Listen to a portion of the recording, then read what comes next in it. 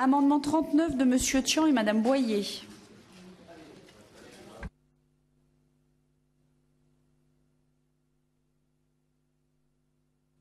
Je vous laisse le temps, Madame Boyer. Présidente. Ça concerne la transparence des actions des organisations syndicales liées à la transparence du financement. Donc, on a déjà eu de nombreux rapports sur ce sujet, donc notamment le rapport Perruchot,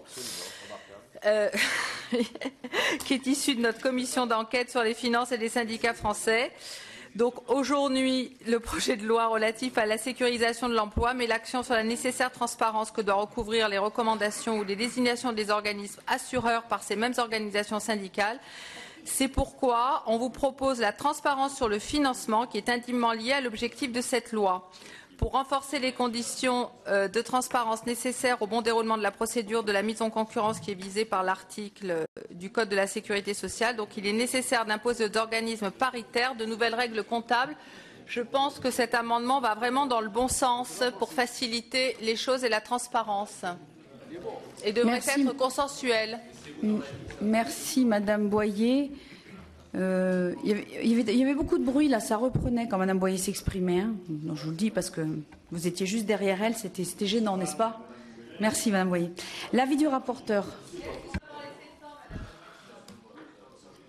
J'ai eu beau lire et relire l'accord national interprofessionnel, j'ai pas lu à quel article ce sujet était traité ou même envisagé d'être traité, donc il me semble qu'il est un peu en dehors du champ. Par ailleurs, je trouve que cette insistance à vouloir pointer du doigt les organisations syndicales de notre pays n'est pas très pertinente, pour ne pas dire autre chose. Monsieur Taugourdeau. Oui, madame. Attendez, Attends. Oui, Madame la Présidente, je pense que l'insistance à pointer la transparence dans le financement des syndicats, elle n'est pas plus grave que l'insistance qu'il y a à toujours dire que les entrepreneurs et les chefs d'entreprise auraient toujours vocation à flouer les salariés. Et je pense que ce que j'ai entendu depuis le début de la séance sur les chefs d'entreprise me fait pas beaucoup plus plaisir. Ce qu'il faut savoir, c'est que les institutions de prévoyance sont les seules habilitées à faire des dons aux œuvres sociales. Or, qu'est-ce qu'un syndicat? C'est une œuvre sociale. Voilà. Donc il faut le savoir, c'est tout. C'est question d'éclairer les commissaires des affaires sociales. Et puis après, vous décidez. Merci. Madame la Présidente. Oui, alors, Monsieur Bapt. Oh, pardon. Monsieur Bapt. Oui. Moi, je voudrais suggérer à Monsieur le rapporteur peut-être de nous proposer, à partir d'une, me semble-t-il, intention de transparence qui devrait aussi, l'article 38 déjà de Monsieur Tian le reporter, une intention de transparence en ce qui concerne les apports que peuvent faire les institutions qui ont été choisies au fonctionnement des organismes paritaires qui les ont choisis par ailleurs. Donc moi je pense que cette notion de transparence, nous sommes battus en ce qui concerne par exemple les relations entre l'industrie pharmaceutique et un certain nombre de chefs de services d'hôpitaux. Je pense que ça devrait être aussi une préoccupation. Peut-être monsieur le rapporteur pourra nous proposer un amendement là-dessus. Madame Boyer. Je pense qu'on est dans un consensus remarquable parce que je disais en aparté, ce qui n'est pas bien pour le bruit de fond, à mes collègues qu'ici on a voté beaucoup de textes sur la transparence, notamment dans le médicament, et que ce serait dommage qu'on n'aille pas plus loin dans ce cadre-là.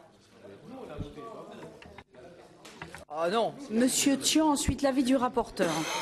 Simplement, au groupe UMP, c'est vrai que la présence du président de la commission des lois est sans doute utile, très utile, et c'est vrai qu'on aimerait bien l'entendre au sujet de cet amendement qui, sur le plan de la transparence, présente sûrement beaucoup d'intérêt pour la commission des lois.